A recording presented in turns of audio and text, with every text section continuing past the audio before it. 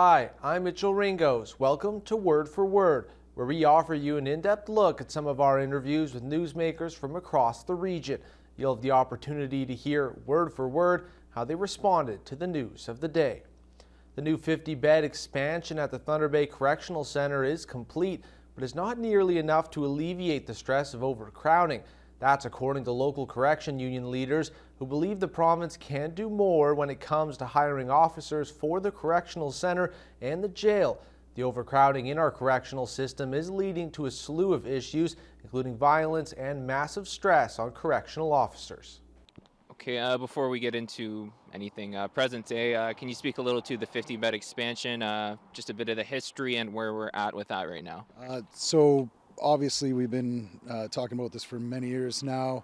Uh, after the announcement of the major institution, the 350-bed one, they decided that there was a capacity issue in Thunder Bay that needed to be addressed sooner than later.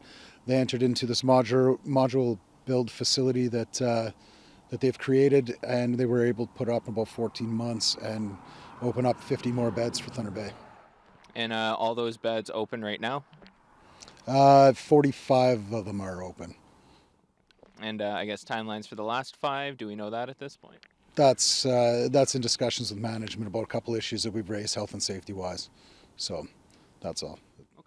And yeah, I guess moving to today, like you were saying, alleviating some stress when it comes to capacity issues. How has that looked at this point? It started to look okay, and I've just visited the Thunder Bay Jail this morning, and it's looking really bad. It's getting back to numbers that we haven't seen in a long time, but that's not really my place to speak to. We are doing everything we can locally. We're going to need help from institutions outside of our jurisdiction to alleviate the issues that we're having, because we are currently taking on just about as many as we can in these facilities, and it's for the style of builds that we have and the security levels that we house at the Thunder Bay Correctional Center. It's just not appropriate for some of the offenders that are at the jail. And when you mean it's not appropriate for some of the offenders, can you expand on that? Based on security threats and level of security required for supervision, and the nature of charges, as you've seen, and I had to report over the last couple of years, lots of murders in town, lots of folks wrapped up in that, serious drug trafficking charges, just a level of crime that and the types of crime that are being committed, and the inmates that are still at the jail, some of them are no longer suitable for our institution. Just to confirm, the beds here, they're open, but are they occupied currently, or do you still have to move 45 of those beds are occupied. Oh. So the ones at the correctional center, we have 96 beds. We are counted to be in the 80s today. So we are pushing the pace of what we have. We also need resources. The government's come back and committed to some more programming officers and recreation officers. That's basically how, when you run an institution similar to these with the security levels that we have, what keeps the facility running, the officers and the inmates safe, is positive activities. When inmates aren't occupied with positive activities, they tend to find negative behaviors to fall to. So we need resource investment in staff as well as infrastructure. So hopefully we're coming around on that staffing number. And I guess speaking to staff, as you mentioned, obviously it's a bit of a strain on them currently. Does the 50-bed facility in any way alleviate a little bit of stress on staff at this point? Honestly, no. It would have helped us a little bit, but just the numbers coming into the jail, they're now pushing their overcapacity today, and we're pushing the limits of our capacity with what we need to manage that. So it's just as it's probably just as stressful as it was before. We need that investment in positive supports for the inmates. So Did you have to bring on additional staff for these 50 beds? yes, 100%. They committed to 26 more full-time officers, but initially that didn't come with support staff or recreation officers, social workers, addictions counselors, and so forth. Some of those positions are now being invested in. So hoping to move along with that. But yes, it was a drain on officers. We've had to hire so many officers in the last few years, and we need them to get experience. That's a big part of it, is just too many new officers too quick, and it's been a struggle. The strong words from Nescantaga Chief Wayne Munius about the Northern Road link to the Ring of Fire were echoed at Queen's Park. Kiiwetinoong MPP Saul Mamakwa says the government is using classic colonial tactics in trying to divide and conquer Northern First Nations, and he called on the Ford government to respect Munius's message. The people of Nescantaga have not given Ontario consent to build a mining road on its traditional and treaty land. Chief Wayne Munius said nothing will go through their territory without the free, prior, informed consent of the people. He said a couple of days ago, "You're not going to cross the river system without our free, prior informed consent. You're going to have to kill us." Those are his words. To the Premier, what is the government doing to uphold the law, follow its Treaty 9 obligation, and obtain consent of all First Nations impacted by the Northern Road Link? Minister of Northern Development, Minister of Indigenous Affairs. Thank you, Mr. Speaker. We're proud of our efforts to build consensus around a number of resource projects across Northern Ontario. Take, for example, the Cote Gold Project, where Matagami and Flying Post First Nations play a substantial role in the development of that area, including very much, Mr. Speaker, the mine itself. In Greenstone, we see an extraordinary opportunity with the Kenogamisis Development Corporation, comprised of 4 Indigenous communities that have come to us and asked to play a vital role in the development of Greenstone and the surrounding area and the mining project. Similarly, Mr. Speaker, the Corridor to Prosperity is an opportunity for all Indigenous communities in that area to unleash new health, social and economic benefits, bring in better forms of energy, stronger broadband, better critical infrastructure, Mr. Speaker. This is a massive northern development opportunity. We'll build consensus with those communities, Mr. Speaker, and we'll look forward to an opportunity to build a critical mineral mine of a world-class scale. Thank you. And the supplementary question. You know, when the Nescantaga had a water crisis and they had to evacuate for 60 days, this minister never made a call to the leadership. Speaker, this government is fast-tracking mine approval processes by removing environmental safeguards, like requiring completed mine closure plans on Bill 71. My question to the Premier, how will taking away requirements of to approve mining closure plans protect Indigenous and treaty rights in the Ring of Fire? Minister of Northern Development. Mr. Speaker, we're very excited about the opportunity of a world-class northern development opportunity that brings a corridor to prosperity for a group of isolated communities, Mr. Speaker, who want better infrastructure, who want better economic opportunities for their families, Mr. Speaker, and for those communities. As somebody who has lived in a couple of those communities and worked closely with the leadership of some of those communities over the years, Mr. Speaker, there is growing consensus that we can do these projects, Mr. Speaker, that we can strike a fair balance, that we can build consensus and meet the demands of the single biggest environmental policy ever advanced by a sub-sovereign government, Mr. Speaker, and that is to bring critical minerals from that region and other parts of Northern Ontario into a fully integrated supply chain for electric vehicles and battery capacity, Mr. Speaker. I've heard it from Indigenous communities. I've heard it from Indigenous businesses, Mr. Speaker. The Minister of Mines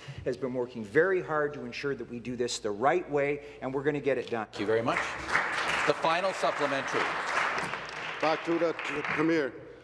When this government says that they have the support of First Nations in the region for the Ring of Fire project, it misleads investors, it misleads others. Speaker, what exact... Withdraw his unparliamentary comment. Speaker, this is a textbook play right out of the colonial playbook, where governments divide and conquer First Nations. We live it every day. How will you ensure all First Nations are on board?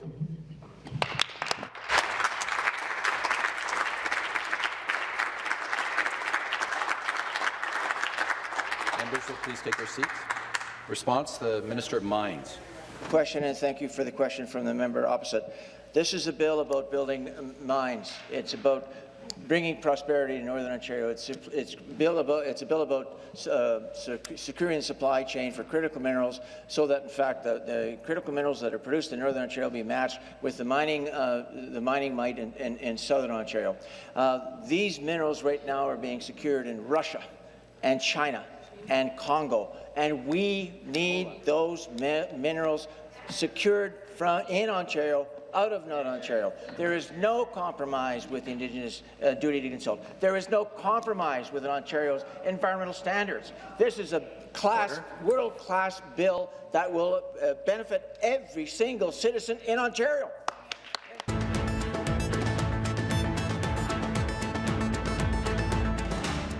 Resolute Forest Products has hired dozens of Ukrainian refugees to work at its sawmill near Atikokan. The hirings have not only helped them settle into Canada after fleeing the Russian invasion, but it's allowed the sawmill to thrive as well. It's not any one individual that contributed to making this happen and making it the success that it's been. There are a number of folks that have been involved, from our regional HR support to our local HR support, administrative assistants that have been involved. There's the local community's been huge, from town council support to the adult learning center in Atikokan, the Economic Development Corporation, and a number of the local businesses. If it wouldn't have been for all of them pulling together at the same time to pull this off, we probably wouldn't have been as successful as we had. This has truly been a community effort. It hasn't been a sole, individual person or Resolute on their own. It's been all in, and it's been great to see. It's really brought a number of different groups together, the community together, and it shows. And what about accommodation? How's that going? Well, that was the first hurdle we had to overcome. Luckily, a few years before this, we had success in working with the new Canadian immigrants out of Winnipeg, most of them from North African countries, and we had to find accommodations in that. And we reached out to some of the local businesses, one of them being the Quetico Lodge and Conference Center, which is the old government camp that was run there. And we took over a dorm there. We set up some American meal plans, stuff like that. We also set it up so that they could cook their own meals. And then we grew on top of that by a suggestion that came out of the Atikokan Economic Development Committee, particularly Gary McKinnon. And he said, hey, we've got this hotel that's been sitting vacant for 5 years, with a little effort, we think we can bring it back up. And that started the ball rolling. Both parties got involved with it, and we were able to get things done and open it up to our Ukrainian folks. How does that work? Are they paying rent and meal fees, or is this an out-of-pocket expense for the company? What we do originally is to get them over here is on our tab. And then what we do is we give them an opportunity to set themselves up, to put some money away. They've been very clear with us that they're looking for a hand up, not a hand out. So we give them that ability to establish themselves, and then 3, 4, 5 months, whatever makes sense based on the individual, then we start to do some cost recovery. But at that time, a lot of them are looking for their own rental places in town and getting out on their own, and until they're in a position where they can do that, we support them the best we can. We also provide shuttle service for them. The community chips in too. We'll run them around, assist them with banking, and so on and so forth. And I understand home ownership has been more than a bit of a challenge. Can you touch on that?